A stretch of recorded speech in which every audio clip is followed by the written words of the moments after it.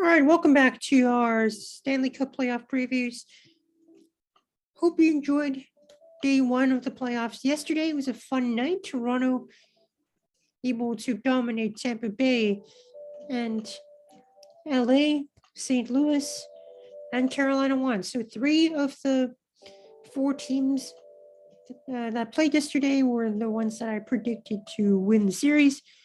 It's a pretty good start for me for my bracket. Not completely shattered yet, which is a good thing, but it's just only one game. And today we have more game ones to play, and that means we need to get these previews out quickly. Starting with the New York Rangers and the Pittsburgh Penguins series. So let's get into it. So our bracket here, don't need to remind you all again, but our bracket challenge video is in the playlist in the description below. All right, so let's get into the preview. The Rangers and the Penguins. Game 1 is today in New York at 7 p.m. Eastern Time. So the Rangers, 52-24-6, 110 points. Their top 6 skaters, Chris Kreider, Mika Zibanejad, Franco Toronto, Artemi Panarin, Ryan Strome, Andrew Kopp. Top 4 D-men are Lindgren, Fox, DeAndre Miller, and Trouba. Their goaltenders, Igor Shesterkin, very good goaltender this year, probably the top contender for the Vezina. Igor Shesterkin, 36-13-4 in the year, 2.07 goals against average, a .935 save percentage. And Georgiev is the backup, 15-10-2, 2.92 goals against average, a .98 save percentage. The Rangers power play, 25.2%, fourth in the league. The penalty killing, 82.3%, seventh in the league. Season series went to the Rangers 3-1, and they outscored the Penguins 11-4. On the Penguins side of things, they are 46-25-11, 103 points on the year. Their top 6 skaters are Jake Gensel, Sidney Crosby, Rust, Heinen, Malkin, and Raquel. Top 4 defensemen are Dumoulin, Letang, Matheson, and Ruido. Their goaltender is Tristan Jarry, who is out for game 1, I believe, with a day-to-day injury still. We'll see if he comes back in the series. 34-18-6 on the year, 2.42 goals against average, and .919 save percentage. And DeSmith is the backup, 11-6-5, 2.79 goals against average, .914 save percentage. Much better year from DeSmith this year, I think. Nice improvement. Power play for Pittsburgh, 20.2%, 19th in the league. Penalty killing, 84.4%, which is 3rd.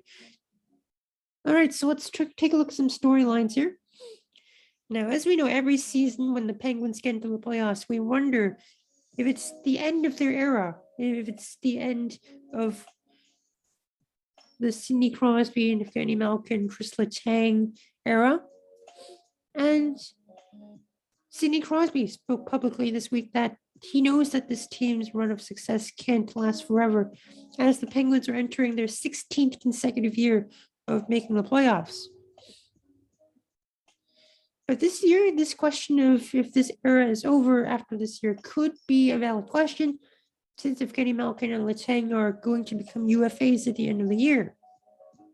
It could actually be the final ride of this group, and they might be due for a nice deep playoff run before this all ends. But they're up against it with Tristan Jarry out with an injury, and with 50-goal man Chris Kreider for the New York Rangers, 2021 Norris Trophy winner Adam Fox, and the probable Vezina Trophy winner Igor Shesterkin, possibly even the Hart Trophy winner in net. And the Rangers also made their team harder to play against with some grit and some fighters like Ryan Reeves and Barclay Goodrow.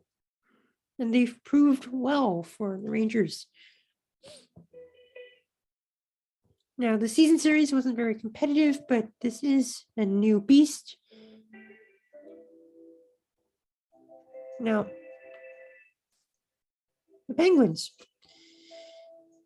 Past 5 years, they've played out like Groundhog Day, like a repeat of the same story.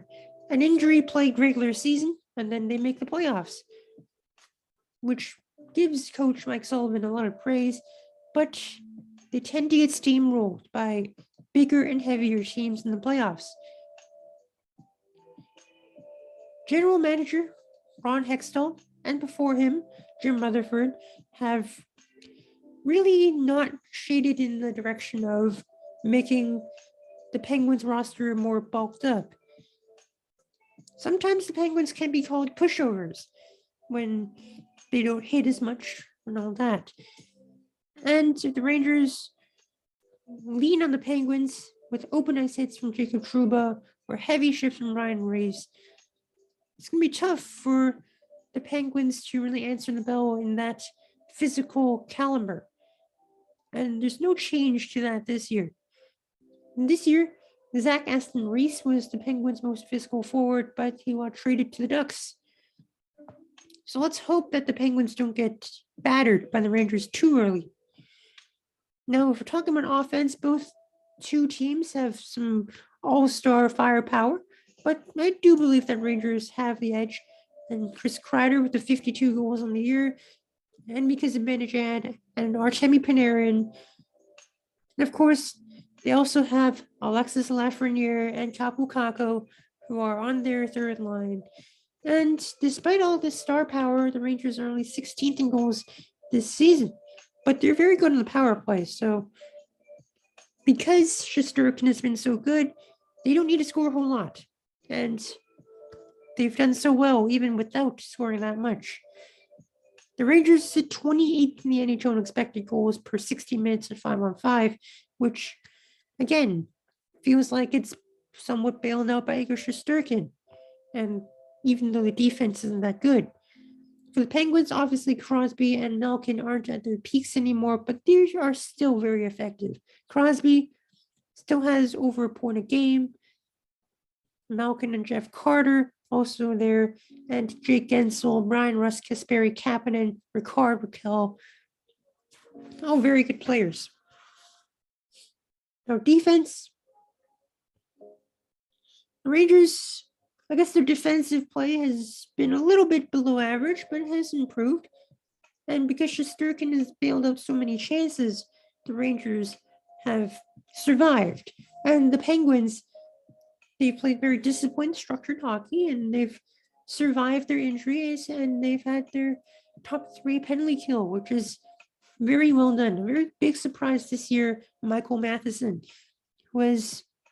had a very excellent shutdown game, and that could be problematic for the Rangers. Goaltending. This is where it gets a little bit more one-sided, as Igor Shesterkin, as we know, Vezina candidate, Hart candidate, against Casey DeSmith in game 1, as Tristan Jarry is still out with a day-to-day injury. We'll probably see him at some point in this series, but for now, it's Shesterkin against DeSmith, and you got to think that Shesterkin is that goaltender that can single-handedly swing a series their way.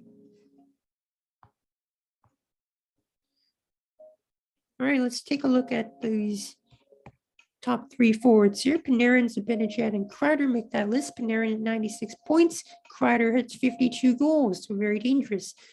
As well as they have Adam Fox with 74 points in 78 games played. Jacob Trouba, 39 points. For the Penguins, Jake Gensel, 84 points, 40 goal season for him. Crosby, 84 points, and Russ, 58.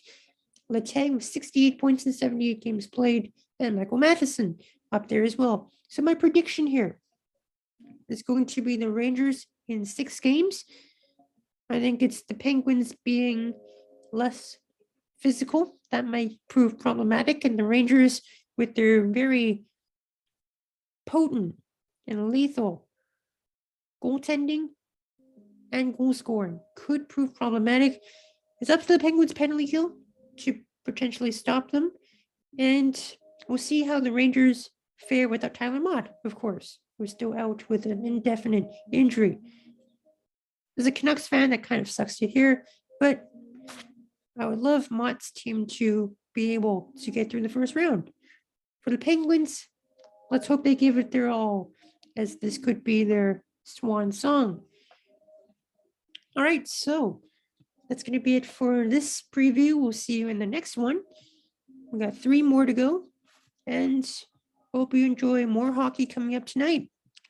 Playoffs have been fun to watch so far, and I'll be there the entire way, and I hope you are going to be too. So leave who you think is going to win this series in the comment section below, and we'll see you in our next preview. We'll see you then. Take care, everyone.